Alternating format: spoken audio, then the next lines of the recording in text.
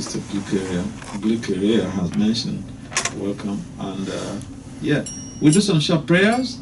The idea for these prayers is not some show bottle spiritual artificiality, but it's a process of invoking the ascended teachers, to invoke their blessings, to also invoke the blessings of the Supreme, and our Grand Spiritual Master, His Divine Grace, so it's Bhakti Vasudeva Swami Prabhupada. To use the speaker, today is myself. I wouldn't say my humble self. Today is my puffed up self. So this process of speaking is going to also help to purify me from my puffed upness. And traditionally, anybody who's a little bit scholarly, they're puffed up. So I mean, it's just a general disease we have. He knows. Yeah. So we need some explanation like this so that whatever we are doing, we have an insight about the essence of it. Why is it being done? So these prayers basically is glorifying Lord Krishna as the husband of the goddess of fortune. It's also called Madhava, means the husband of Mona Lakshmi or Radharani. Jaya Radha Madhava Kunja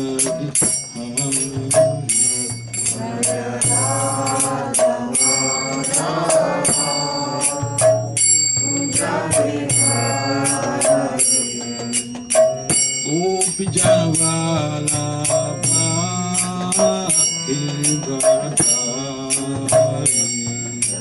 Gopi Janavala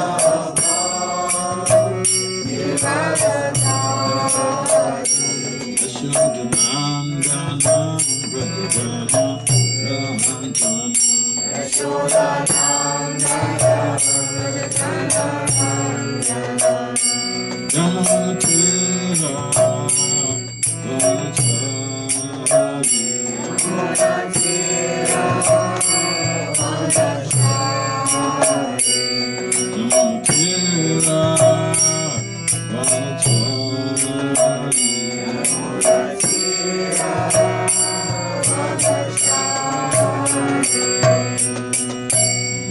Hare Krishna, Hare Krishna, Krishna Krishna, Hare Hare, Hare Rama, Hare Rama, Rama Rama, Hare Hare Krishna, Hare Krishna, Krishna Krishna, Hare Hare,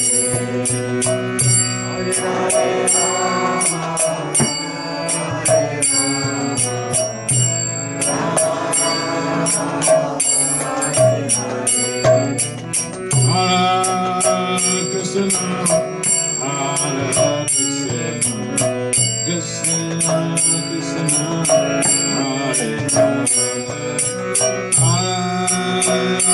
Rama, Rama Rama, Hare Hare, Hare Krishna, Hare Krishna, Krishna Krishna,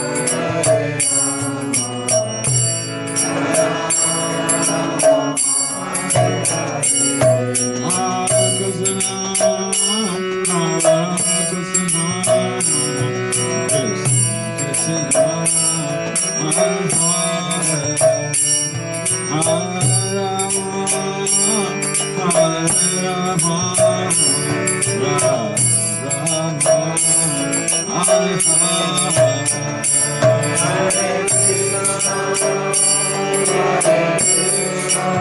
Rama, Hare Rama,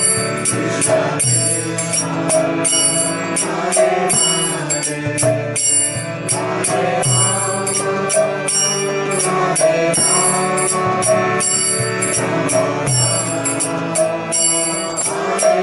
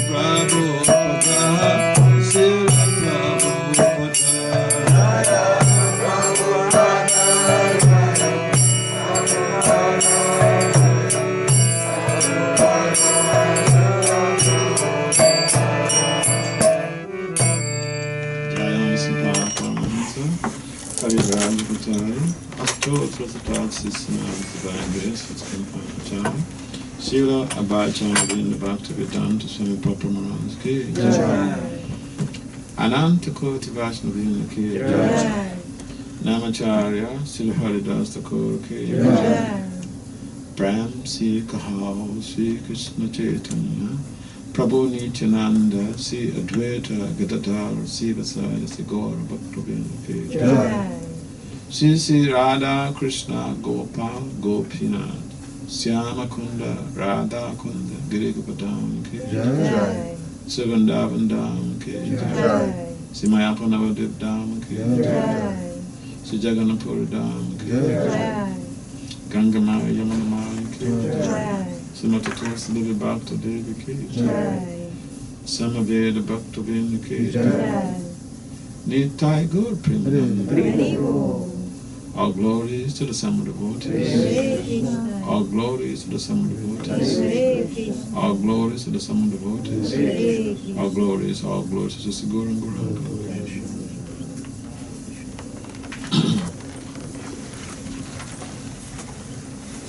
Good recorded?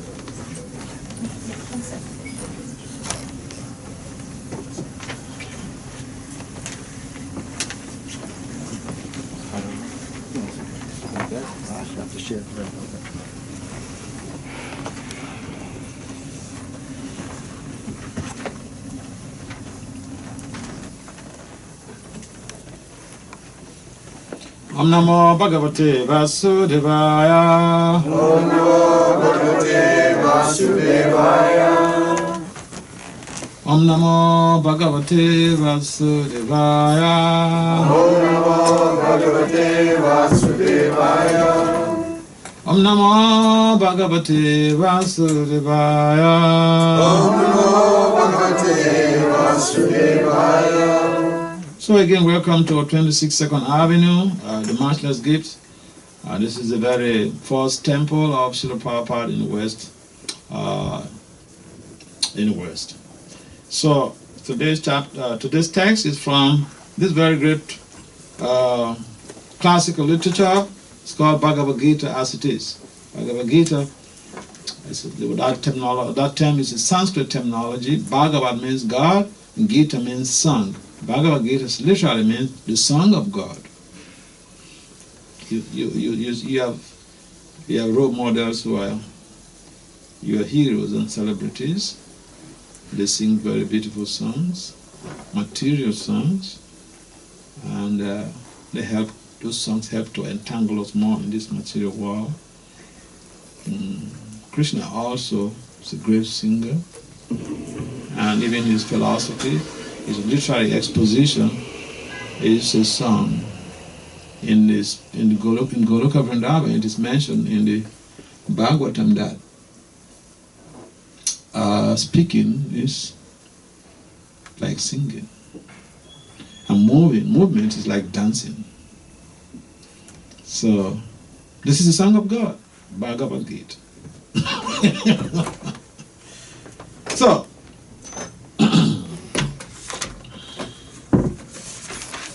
I'm trying to do some explanation indirectly so that people, the newcomer, will wonder, what? Song of God?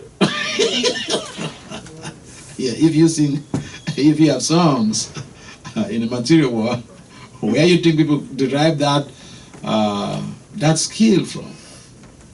Yeah. So, text 21 of chapter 14, titled The Three Modes of Material Nature, Bhagavad-gita as it is. Arjuna Uvacha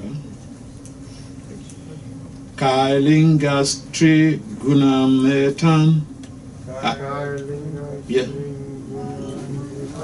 Atito Bhavati Prabhu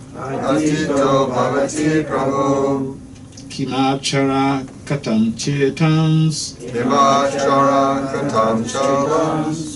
Tringunam Activatate Kailingas Tringunan Etan Atito Bhavati Prabhu Kimachara Katam Chetams Tringunam Activatate Kailingas Tringunan Etan Atito Bhavati Prabhu Kimachara Katam Chetams Tringunam Activatate. Can someone try? Arjuna Uvacha Karlingais Tringunanetan Atito Bhavati Prabho Kim Achara Katam Chaitams Tringunan Ativartate. Someone else? Arjuna Uvacha Kailingas Tringunan Etam Atito Bhavati Prabhu Kim Achara Katam Chaitams Tringunan Ativartate. Anyone else? Males? Arjuna Uvacha Kailingas Tringunanetam Atito Bhavati Prabhu Kimachara Katam Chetams Tringunan Ativartate. Ladies? Arjuna Uvacha Kailingas Tringunanetam Atito Bhavati Prabhu Kim achara katam chantams. Kim achara katam chaitams. Tringunan ativartate. Tringunan ativartate. Anyone else, ladies? How many ladies here? Help us, did the man. Arjuna Uvacha. Arjuna Vacha. Kailinga strin gunam etam. Kailinga strin gunam etam. Atito bhavati prabhu.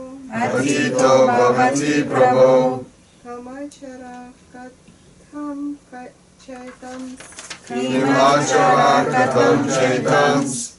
Tringunam ativartate. Tringunam ativartate. Anyone else, ladies?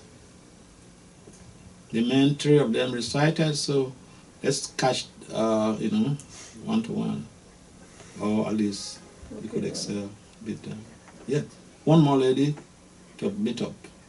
Arjuna Vacha. Arjuna Vacha. Kalinga strin gunanitam. Kalinga strin gunanitam. Atito bhavati prabhu. Atito bhavati prabhu. Kimachara katham chaitam. Kimachara katam chaitams. Tringunan ativartate. Tringunam ativartate.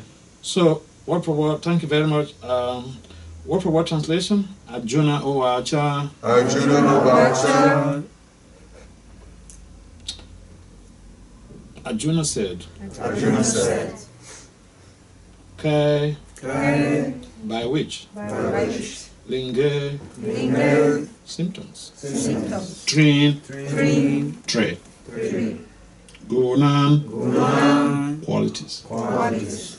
Etan. Etan. All these. All this. Atitaha. Atitaha. Having transcended. Having transcended. Bhavati. Bhavati. Is. Is. Prabhu. Prabhu. Oh my Lord. Oh my Lord. Kim. Kim. What? What? Acharaha. Acharaha. Behavior. Behavior. Katam. Katam. How? How. Cha. Cha. Also. Also. Etan. Etan. This. This. Trin. Trin. Tre. Trin. Gunan. Gunan. Qualities. Qualities. Ativartate. Ativartate. Transcends. Transcends. So, translation and purport by His Divine Grace is confirmed in the Charter. Srila Abhacharya Navindu Bhakti Swami Papa Maharaj Ki Jai. Srila Prabhupada Ki Jai. Arjuna said, "O my dear Lord, by which symptoms is one known who is transcendent, who is transcendental to these three modes? What is his behavior? And how does he transcend the modes of nature?" Please kindly respond, repeat. Arjuna inquired. Arjuna inquired. O my Lord, O my Lord. by which symptoms By which symptoms is one known is one known who is transcendental who is transcendental to these three modes? to these three modes? What is his behavior? What is his behavior? And how does it transcend the modes of nature? How does he transcend the modes of nature? So, Papa, please listen with rapt attention. In this verse, Arjuna's questions are very appropriate. He wants to know the symptoms of a person who has already transcended the material modes. He first inquires of the symptoms of such a transcendental person. How can one understand that he has already transcended the influence of the modes of material nature? The second question asks how he lives and what his activities are. Are they regulated or non-regulated? Then Arjuna inquires of the means by which he can attain the transcendental nature. That is very appropriate. That is very important. Unless one knows the direct means by which one can be situated above, be situated always transcendentally, there is no possibility of showing the symptoms. So all these questions put by Arjuna are very important. And the Lord answers them. Shall we go to the answers? Abma? Sure. I'd like to know the answers. Because this is it's a great dialogue, and this is like putting us into suspense with expectations. So what was Krishna's response? And again, this is something very stimulating because traditionally in the field, in the pedagogy, you know, there's no such a room for a dialogue between the teacher and the student. The teacher just comes to the class and downloads everything from his encephalon. If you like, you take notes. If you like, you leave it. But here is step by step, very systematic way of learning.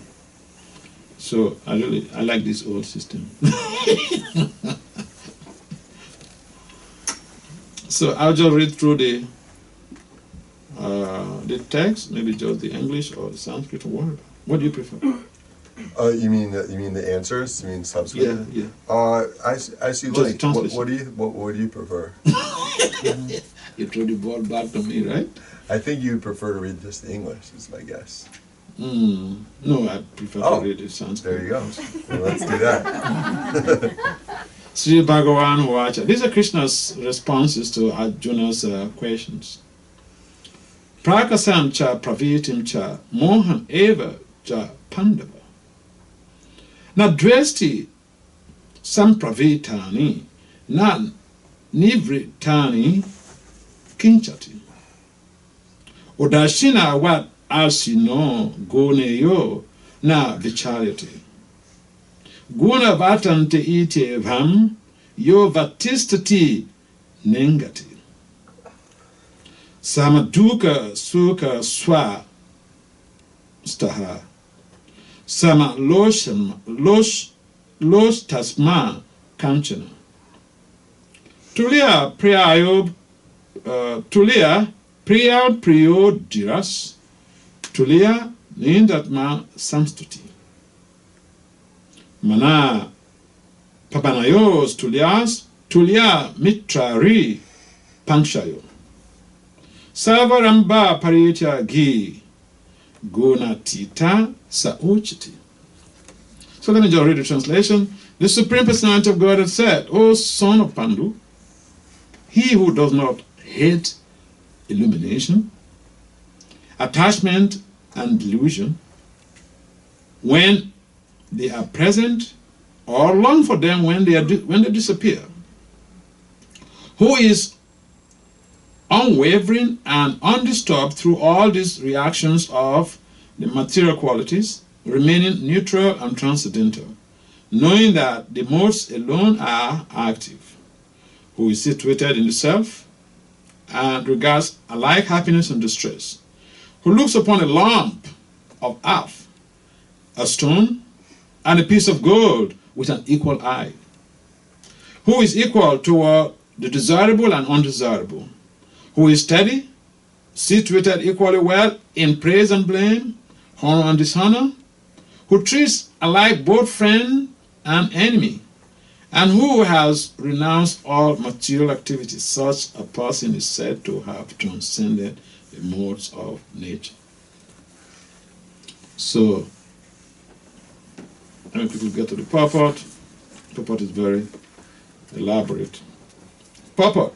Arjuna submitted 3 different questions, and the Lord answers them one after another. In these verses, Krishna first indicates that a person transcendentally situated has no envy and does not hanker for anything. When a living entity stays in this material world, embodied by the material body, it is to be understood that he is under the control of one of the 3 modes of material nature. In other words, in as much as we have material bodies, we are impacted and under the auspices of one of these modes.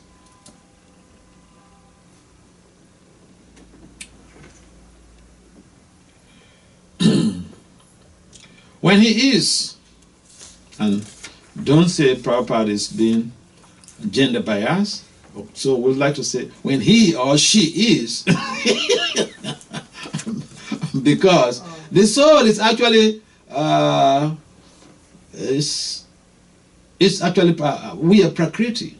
There's an argument to that presented by Meera, this great Indian musician Meera. She made a great argument with Rupa Goswami. That will come to that. We'll come to that later.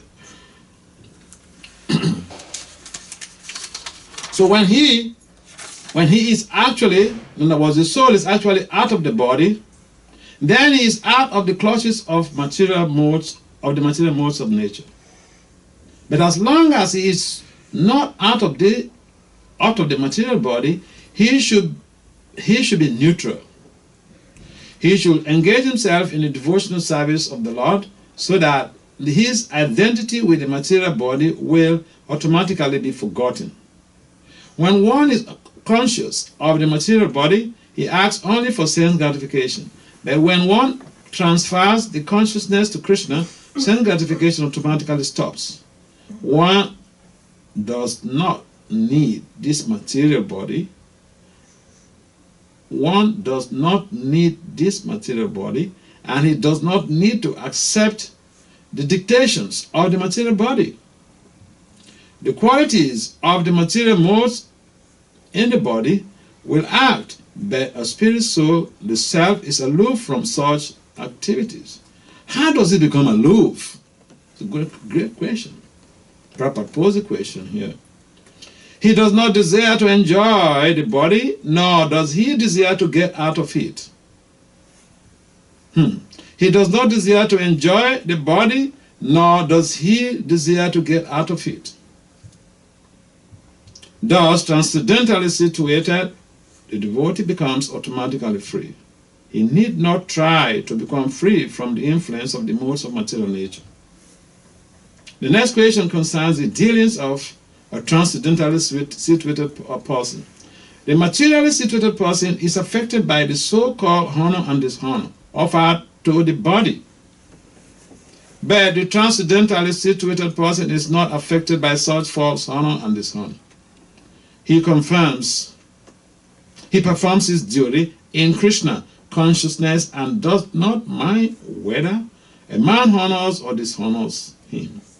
He accepts things that are favorable for his duty in Krishna consciousness, otherwise he has no necessity for anything material, either a stone or gold.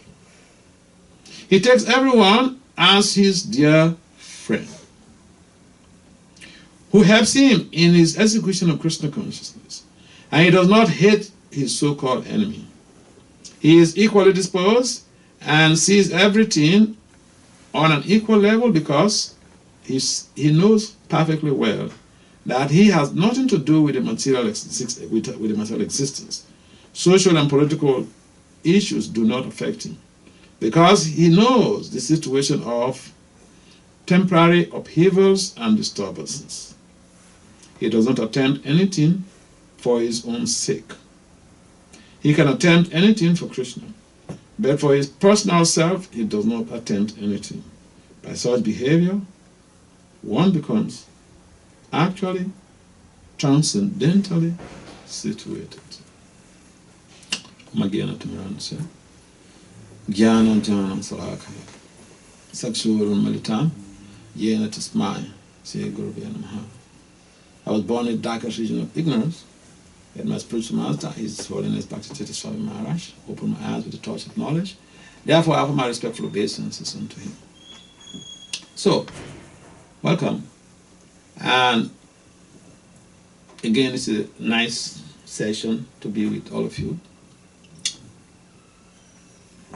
And today is one of those days that we should be contemplating or thinking about the wonderful literary works of Prabhupada. Namaham Vishnu Padaya Krishna Pistaya Bhutali, Simata Bhakti Vedanta Swami Itanam, Namaste Saraswati Deva Gauravani Vicharini Nivisesa Sanyabadi Paspacha Desatari. Jaya Sri Krishna Chaitanya Prabhu Nityananda, Sri Advaita Gadadhara Sri Sadi Gaura Bhaktivinoda. Hare Krishna, Hare Krishna, Krishna Krishna, Hare Hare, Hare Rama, Rama Rama, Hare Hare. Vanchakalpataribhyacha Kripa Sindhya Evacha Patitanam Pavanebhyo Vaishnavibhyo. So these two purposes are very, these two related texts, actually 22 to 25 and then 21, they're related because in 21 Arjuna is asking some questions. It's very typical in pedagogy that the student asks some question, the learner makes some inquiries. And what is unique about the Vedic tradition is that, you don't just talk, preach, sit down, or come to the pulpit and talk all type of grammar, and then, you wave everybody off. No, you are supposed to be questioned. But the learner has to make inquiries for clarification, not pointing to the teacher that, hey, I find fault with your paper. That's what we do in the academy. We come to the conferences, and then, idea is, hey, you think you're a very old professor, very learned. I found fault with your paper. That's not the process of learning here. Yeah, humble inquiries. And that humble inquiry is not enough. If we want to gain substantially, we also need to render some service. So the question is, okay, I've been coming to the temple for 20 years, 10 years, 30 years, 50 years. What's your service? What's your service of Prabhupada? What's your service of Krishna? What service do you perform? This is the difference between the Vedic standard of knowledge acquisition and any other type of information culture. But even in the modern educational system, the learner renders some service. Who can say how he renders the service? How does he render the service? How does the learner render the service? He pays. He pays money. He pays money, heavy school fees. Heavy one. Remember, one of my friends, he was telling me, oh, I just have to give up everything and, become a full-time preacher. I said, what are you going to do? What about your bills?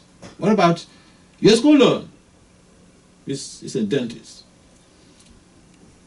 So he looked at me and said, oh, Maharaj, it's so true. And he told me, you know how much I'm owing? He said, $400 and something thousand. So, even in modern time, you pay for the services you receive in the process of learning. And therefore, it is important for us to understand that, yeah, it's very easy. When we come to the temple, we've been coming for years. And we are very proud to tell someone, I've been coming for 8 years. I've been coming for, 20 years. What we should be telling people is, yeah, I've been coming for the past 1 month. This is the service I do every day for Prabhupada. That will speed up our process of learning, because this process is not just a matter of acquiring information. It comes with realization. And that realization is what stimulates the growth of anyone in Krishna consciousness. So service has to be there. And so we find out this science, this very science, is very subtle, it's very complex. And it's only when we are purified at heart that we can easily assimilate the information, digest it, or assimilate it, and then leave it. To assimilate the information is one thing, but to leave it is another thing. And that's the most essential aspect of it. You have some realizations. In other words, we've been coming for some years. What about character? What about our character?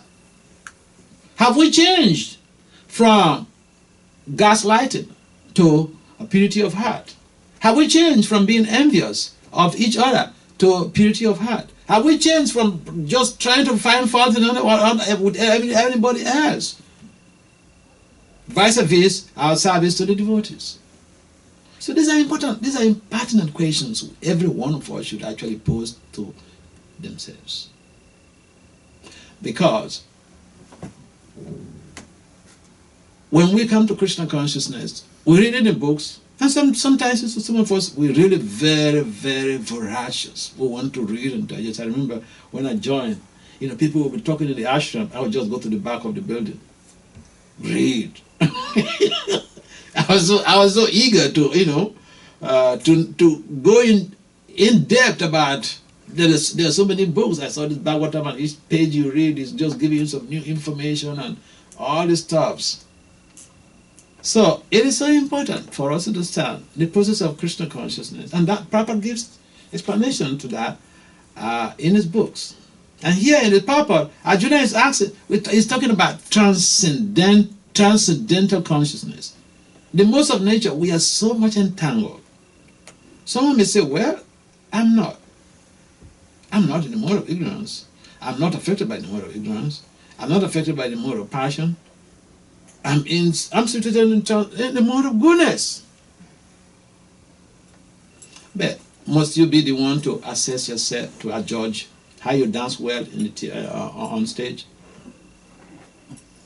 Should somebody be the evaluator to see whether your dancing or your singing was so appealing, or you have to, of course, there's a witticism that, the lizard that jumps down from the high Iroko tree says, if no one praises him, he will praise himself. And that's why you see the lizard, when it jumps down from a high wall, the lizard makes like this. You don't praise me, I praise myself. I did a good job. I did a good job by jumping from there. But that is completely counterproductive to Krishna consciousness. We allow people to assess us. And so, Arjuna himself was very confused in the beginning. And based on Krishna's assessment, he said, hey, you're talking similarly wise, words, but you're acting like a fool. So we are like fools. And except we accept the position of being stupid, foolish before our spiritual master, we may not be able to assimilate the information and leave it. Because then anattas are not able to, the impurities of the heart are not able to allow us to make, that advancement that we desire. And so here, being transcendental to the most of nature is not just a joke. You read, we hear in the purport. It's not a joke, man. It's not a joke. Equanimity. All of us, we're thinking, this is my enemy. This is my friend. I don't want to talk to this guy. He hates me. All of us, we are prone to criticism. We like to criticize people. We like to gaslight. You know what gaslighting means? To try to manipulate people subtly. And sometimes you've been gaslighted and you can never tell. You don't have to figure out because you don't know the psychology of gaslighting. So you don't know. You think that the person, oh, he loves you so much, or she loves you so much, and he's doing this and doing that. But it's a way of trying to just manipulate you to see how you can align with the person. I mean, it's like this subgroupism, in social setting. And so it's to transcend. These are due to the effects of the most of nature. We want to be honored. So I have some group. Hey, Dixon. Hey, Sacha. Hey, we have this meeting. But then we're having a meeting. What is the objective of the meeting? What is the goal of the meeting? I told one of my mentees to go for a PhD, and she asked me, so what will be the goal? Yeah, you have to ask, what is the goal? What is the goal? If we just have to bring people together just to see that we're trying to make them to align with us, it doesn't make any sense. And so whatever we're doing, we have to ask ourselves, what is the goal? Will this help? In the next couple of months, will we be able to think about positively how this could help in fostering relationships in Krishna consciousness? Otherwise, we simply create some groupisms. And so, this is due to the effect of the most of nature. We may say, well, I'm not affected by the most of nature. But we are affected, man. We are affected. Someone was telling me I was in town. I went to Texas. Someone was telling me, in this community, I said, what? He said, well, during the prasadam time, You see, the white guys, they have their own place. All of them eat together. The Hispanics, they all eat together. The blacks, they eat together. So I said, so what's your concern about that? He said, we hear about the philosophy and we are still identifying with the body. It's so difficult to transcend the body, man. It's so difficult. So instead of simply casting stones, I wanted to use this to kill people for apparent, derailment from the expectations of the Vedic behavior. We should set our own. We should be examples. Because based on these explanations in the purport here, are we free from envy? Are we free from envy? So, this is the point. Spiritual life looks very simple. If we can go, okay, there's a program here. There's a program in Queens. I go there. There's a program in New Rochelle. I go there. Today there's a program in Queens. I went there in the morning. Tomorrow there's a program in New Rochelle, upstate New York. I went there. That's a good thing. It's called Sangha. We should be hungry for that. But the thing is, we should ask ourselves, we've been associating with the devotees for years. What is my service? What is my service? What am I doing to help my spiritual master to foster Krishna consciousness? Otherwise it becomes like something that we do just to be able to promote our ego, that I'll go to all the programs. But what is the idea of the programs? It's to purify our hearts, to be able to see that, yes, I should help in pushing on the mission of Prabhupada. Each time I come here, when I leave this place, and I ask myself, he's been giving me a donation each time I come here. That I feel very uncomfortable because I used to question myself. Look, there's some few people coming there, and he keeps giving me donation each day I go there. Where are they getting the money? Yeah. By crooked means. If I look at it, I could object it, but he's not going to feel happy because he's thinking, oh, you come all the way from Queens, and this is just a way to appreciate your presence.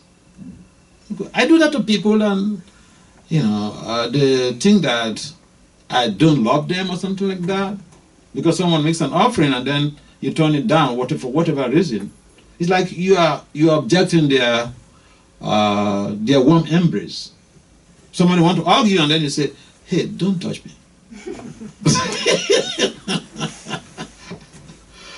We had that in the case of Brigo when he went to see Lord Shiva when he was performing the experiment to figure out who is the supreme amongst these three deities, Lord Vishnu, Lord Brahma, and Lord Shiva. So I remember when he went to see Lord Shiva. Lord Shiva is his brother, son of Lord Brahma. He went to see Lord Shiva to really evaluate whether Lord Shiva is the supreme. So he decided, I will hurt him by, vocally. Lord Brahma, he offended his own father, Lord Brahma, mentally. Lord Brahma was upset, but he understood. Said, my son, what to do? But Lord Shiva, he was vocal. Lord Shiva wanted to, you have your brother, he comes to see you. So Lord Shiva came with the idea of coming to hug him. And then Brigo said, don't touch me. You live with hobgoblins, you use, the hatches in the crematorium to rob yourself. You're filthy, don't touch me. Shiva was fuming with anger. So, what about anger? Are we free from anger? We are transcendental. Yeah, come on. Very, very good, very easy to speak philosophy. Yeah, but this is just to humble, to make us humble. The Papa's purport here is just to make us humble, because the issues he raised here, they're just so pertinent to our everyday reality. So if you understand that We have not gotten there yet. Then we should be humble. Otherwise, the tendency is to think. And the number of years we live on the planet does not really determine our accomplishments. One could live on this planet for just 5 years, 6 months. Dhruva attained the Supreme in 6 months. So what has hundreds of years got to do with success? Hundreds of years you live on the planet. There are people who are homeless. They're very old. They live for 80 years, 70. But what's the use of that type of long life? It's just bad karma, bad, more suffering. Oh, you're sinful, so be around to suffer all of your sinful reactions before you go. Is there any use for that? But can we make a choice? We don't have a choice. So the modes of nature, these are very important aspects of the metaphysical studies of Krishna consciousness. Because we are being affected by these modes. And these modes are also affecting our relationship with other devotees, because sometimes we can be offensive to other devotees due to the effects of the modes of nature. And sometimes we act completely against our better judgment. And sometimes we know we acted against our better judgment, but we don't realize that we are being influenced by the modes of ignorance, by the mode of ignorance and passion. But the intelligent devotee, he realizes, or she realizes, oh my God, I became a victim of circumstance again.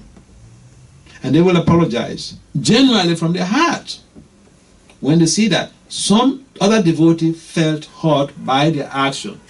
But the one who is highly maladjusted will just say the things out officially, but they don't have any change of heart. Why? Because of high maladjustment. So again, there are people like that. Let me tell you, I'm sorry. Of course, sometimes some people are just blatant. Even when you beg them, they say, get out from here. I saw a situation some years ago.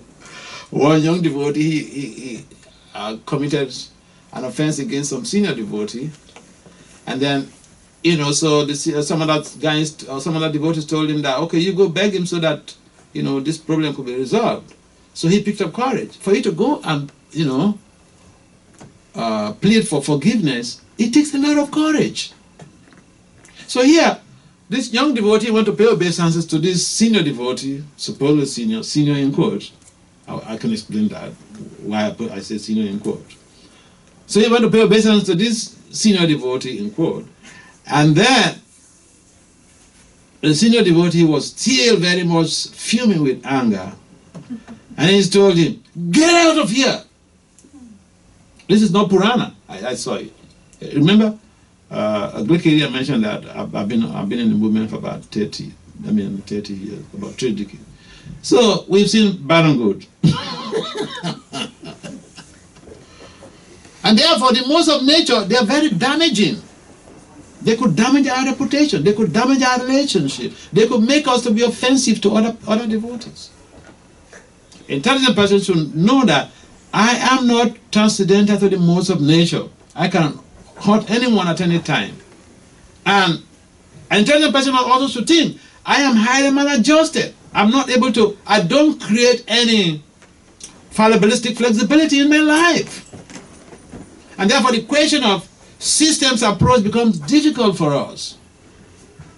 But you know what? The good news is, if someone hurts you in devotional service, if even you don't call the police for the person, it doesn't matter who she or he is, they get terrible reactions.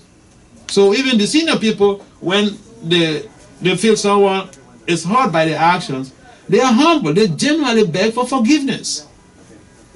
But the person who does not understand the implications of Vaishnava aparad or Vaishnavi aparad, they think, well, I am powerful. I can do anything. No, but this is not the age where we think that doing anything for our sense pleasure or by the dictates of, through the dictates of the mind and the senses is something to be proud of. It's nothing to be proud of because we do suffer consequences. And why is it that 50 to 75% of people who come to Krishna consciousness don't stay? 50 to 75% of people who come to Krishna consciousness, who come to register their names in Krishna consciousness, they don't stay to the end. I'm just underestimating because this is the general statistics in management studies that 50 to 75% of change initiatives fail. So Krishna consciousness, when we come to Krishna consciousness, this is the highest change initiative we can take on this planet. But the modes of nature don't leave us alone. They don't say, well, I've tortured you for several lifetimes. Okay, we've tortured you for several lifetimes. We'll give you an excuse. No. They don't give anybody an excuse. They don't give us any excuse. And therefore, it's important to really align ourselves with the system through service, regular chanting. And in the beginning, see, we may be blessed by some faith. And then we come in contact with devotees. And we come in contact with devotees through books or, anywhere, like, they were describing before the program how the devotees were doing Harinam in town. Some family just met them, and then the little girl, 7 years old, she started chanting, and then she urged the parents to come here to the temple to be here with the devotees. That is as a result of accumulated pious credit in the past. So why is everyone not attracted? And therefore, when we find people who come impelled by the mode of goodness to come to make inquiries, we should treat them nicely. In fact, the older folks should see that we treat the newer person like our younger brother or younger sister. And especially for women, it's very dangerous to be offensive to women devotees. But if you want to be offensive to males.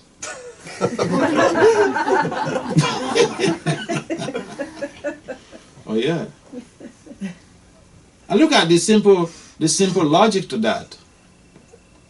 See, it's very easy for us to have a disagreement with our father. The mother is the one who comes to intervene. The mother is the one who is the peace. In most families, the mother is the peacemaker. Sometimes some children, they liaise with the mother. The father gives some trouble, they take shelter of the mother. And the mother goes to plead. They know, the women, they know their husband. They know exactly what to do to, change his mind. So we have a lot of respect for our mothers. We love our mothers. If we can extend that love and respect to other women in society, this world will be a better place to live in. But the most of nature don't allow us. They push us to be offensive. They push us to try to exploit. They push us to think, I am in control. I am powerful. Ishwaruham, the Ishwara Bhav concept is there. Everyone thinks that he or she is an Ishwara or Ishwari, a controller. This is a problem. And it's not something strange because Ishwara Parama Krishna.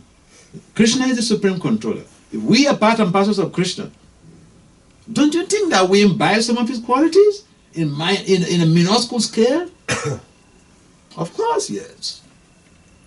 So it doesn't mean, we hurt some people and then we say, well, Bhakti Vasudeva Swami, he just mentioned you that day because, we are part and parcel of Krishna, so we also have this controllership.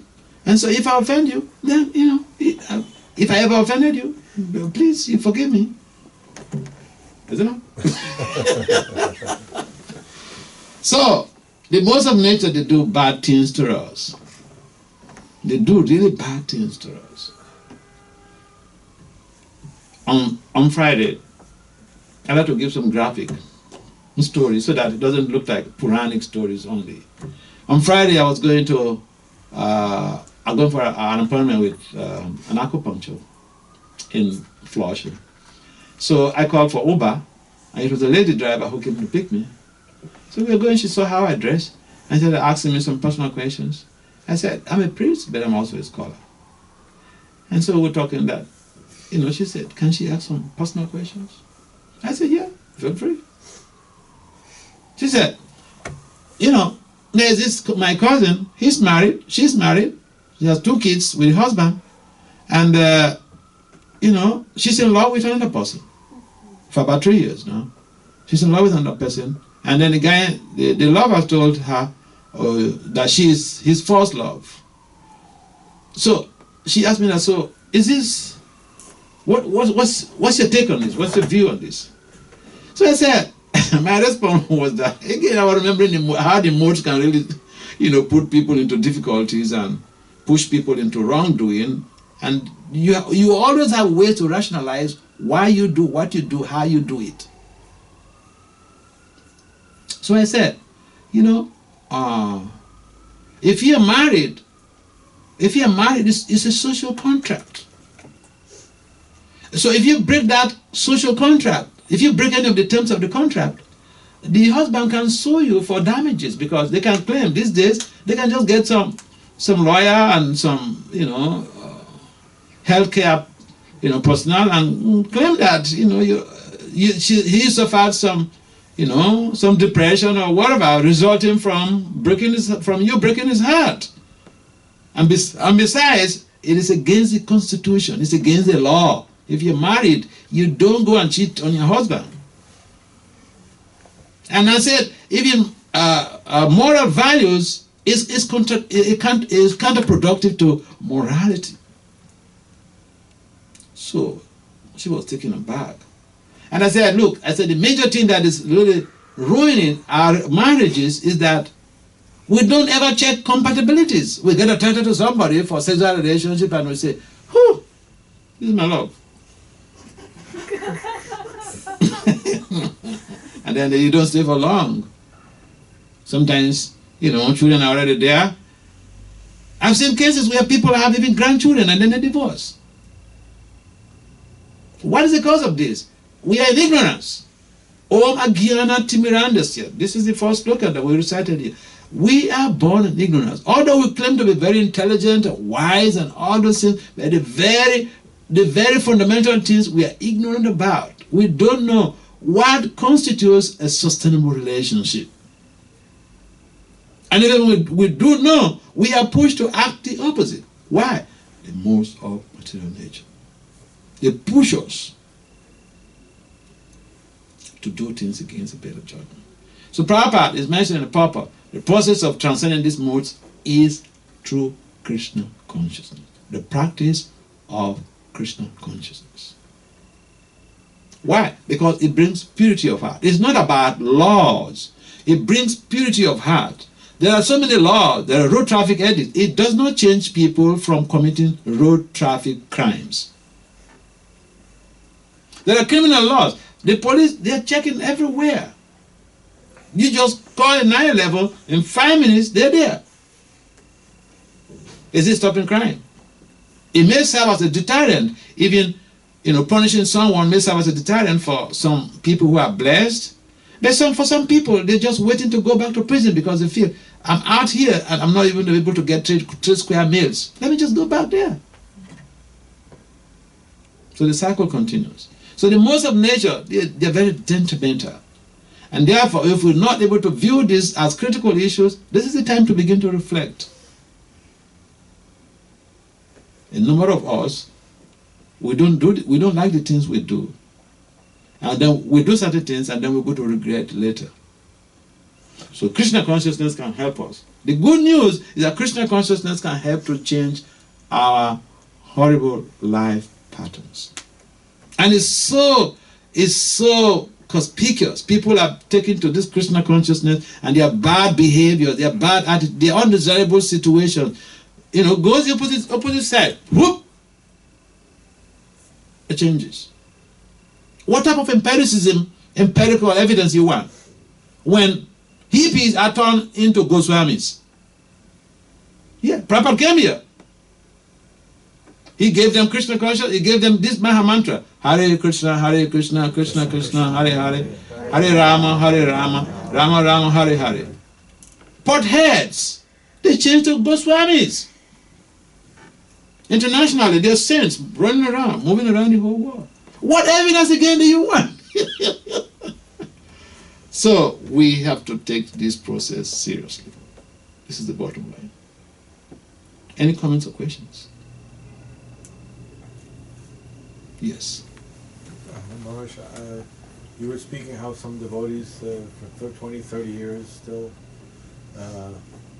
haven't expanded or made some tangible improvement. Is it due to offenses? Or it's just something else? There are a number of circumstances surrounding that.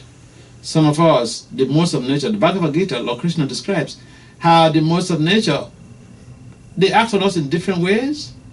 For instance, the mode of ignorance, someone who's covered by the mode of ignorance, he's just hurtful. His actions.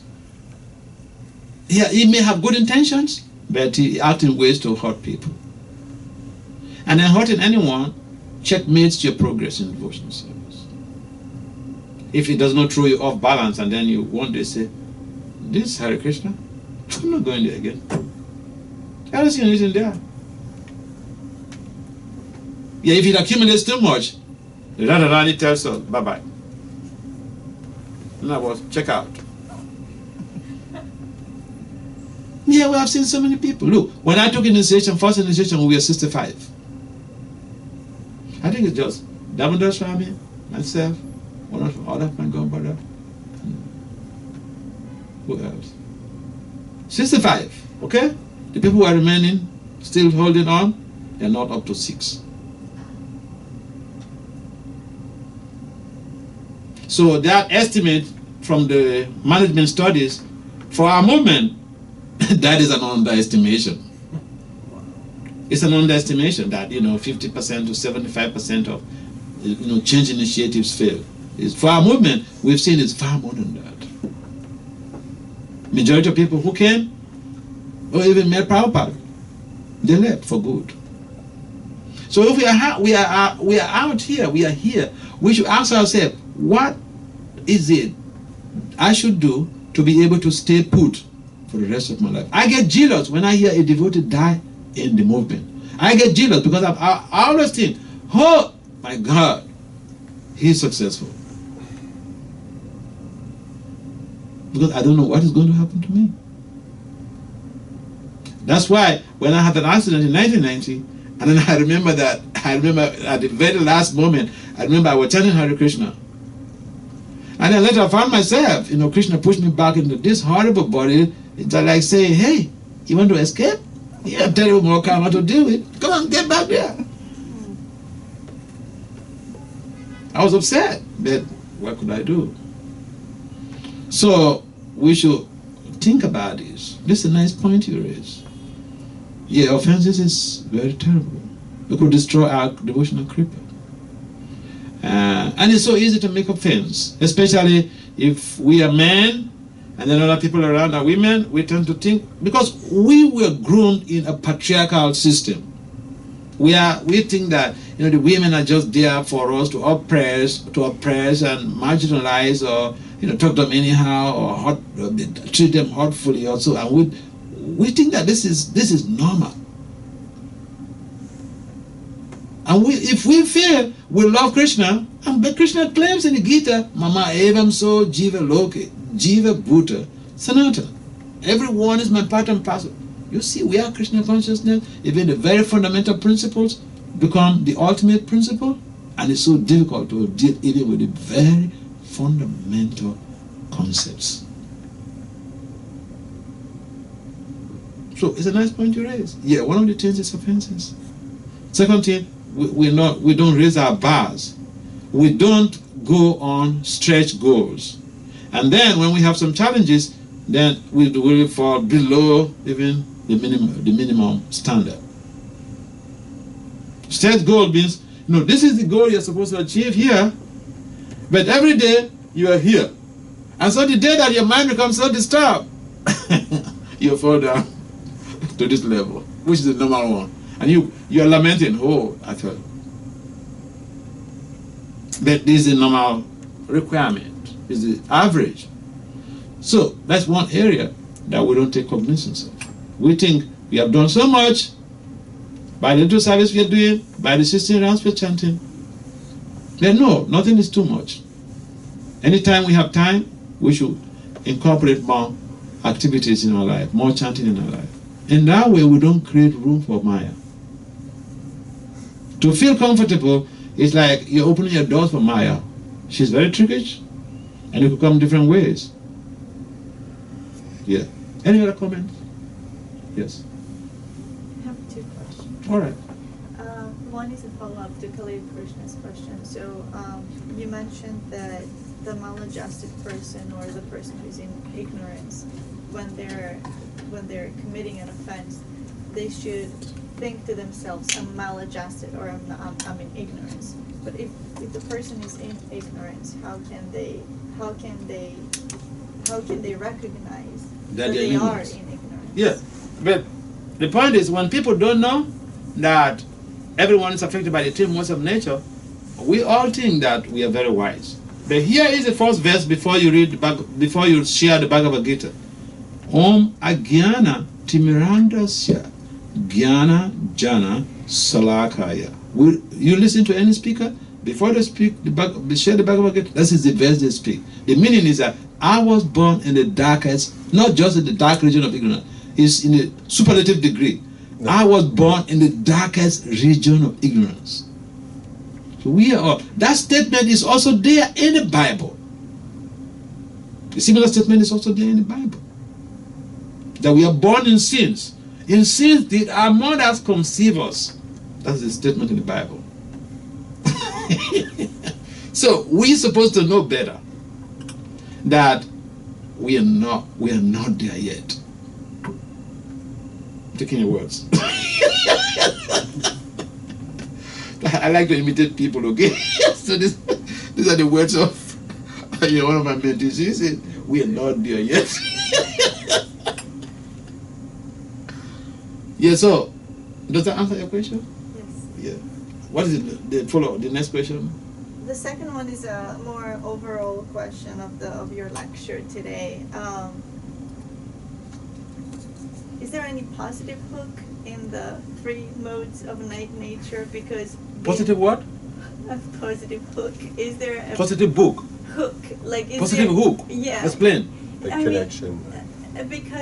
Because I mean, each subject can be analyzed from a positive point of view, or it could be you can just throw all the negatives and explain all the. So today we're talking about all the challenges that we're dealing with. Sure. Being controlled by the three modes of material nature. Not only the three modes, because you're talking about the three modes. So I'm just using the three modes as as a bait. Right. There are other endogenous and exogenous factors that contribute to challenges in our devotional life. But the three modes of nature, they're prominent features. Yes. Right. So it's a lot of negativity. Is there any Positive aspect? Yeah, I mean. Yeah. I think I mentioned that. In America, every American movie has like a happy end. Is there anything positive? That Yeah. There are a lot of positive things there. For instance, I begin with the bad one, mode of ignorance. All of us, we enjoy the mode of ignorance. And without the mode of ignorance, we will not be living. How is that? Sleep, nidra, is the mode of ignorance. But if you don't sleep, you're looking for trouble. You end up in hospital. So, the sleep enables us to rejuvenate. But sometimes we say, well, oh my God, I enjoyed sleep so much last weekend. Because I slept excess, 12 hours, every day, for the whole weekend. We're proud of that. But if we look at sleep from the negative aspect, we will be miscuing. Because we need sleep to be able to function properly. So that's the mode of ignorance. We need it. If I don't sleep, I I will be very restless and I will not be able to concentrate on anything. The mode of passion. Yeah, there are bad aspects of the mode of passion. It impels us to commit sinful activities, but for self gratification. But the mode of passion, the whole of this universe was set in place due to the influence of the mode of passion. Lord Brahma created this, was a secondary creator, who was able to put different elements, Bhumi, Apa, Nala, Vayu, Kamanu, Buri, Evacha, earth, water, fire, air, ether, mind, intelligence, and false people. He assembled these elements under the auspices of the mode of passion. So creativity, that is innovativeness. That's the mode of passion. And the mode of goodness, we just after the welfare of everyone else. So, and we do things, we are interested in raising people's consciousness, raising standards for the common good. In the modes of passion and ignorance, we are just about ourselves. We are very egocentric. So yeah, the mode of passion is also having this good side, because it helps us to be creative. And the mode of passion enables us to be sustainable in what we do. Sustainable in this sense means to be able to go on doing what we deem appropriate and what we think is going to create a viable future in our life. We need passion to do that. Yeah, we need more passion to do that. So yeah, there are a number of other similar situations. We need passion to be able to procreate. Sex. We need passion to do that. Many people on the planet enjoy sex. Is there anybody here who says he doesn't enjoy sex? I don't think so. But that's the mode of passion. That's the mode of passion. And that is the only, like the preeminent enjoyment factor on the planet. So people have to go to school, they study so much, they acquire many degrees. But for what? To have a nice sex partner? So that they can be proud of. This is my spouse. Or this is my girlfriend or boyfriend, for those who are not in the devotional circle. So that is also seen to be, without that mode of passion, with that element of passion, the world will not be sustainable. There'll be no procreation will not be there. We need children, right? To go on with this Krishna consciousness. So the passion helps that. Oh yeah. Of course, if you have to do that in the mode of goodness, it entails a lot of austerities. And you can just bring only one soul that will change the whole world. Just one person that will change things around. Maybe you have to chant so many rounds. The sex act has to be performed at a particular time. I mean, it's like if you are drunk and then you are hungry to eat and someone says, hey, wait. And the food is there, you say, wait. It's difficult, isn't it? So, yeah, passion is there. So it helps to maintain some type of equilibrium in the material realm. Because through the mode of passion, there is that type of aspiration to do something. Without the mode of passion, we will not be desirous to forge ahead, to do something, to go to school, to study, to go to work, and all those type of things. Yeah. So, passion is not as bad as we think. That's what you want to hear? Yes. Okay. Thank you. Okay. What's the time now? 7:18. Huh? 7:18. So it's far beyond the period. What time do we start the class?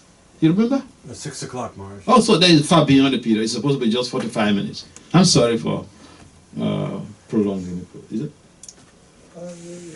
You're in the right range. No, we are not in India, man.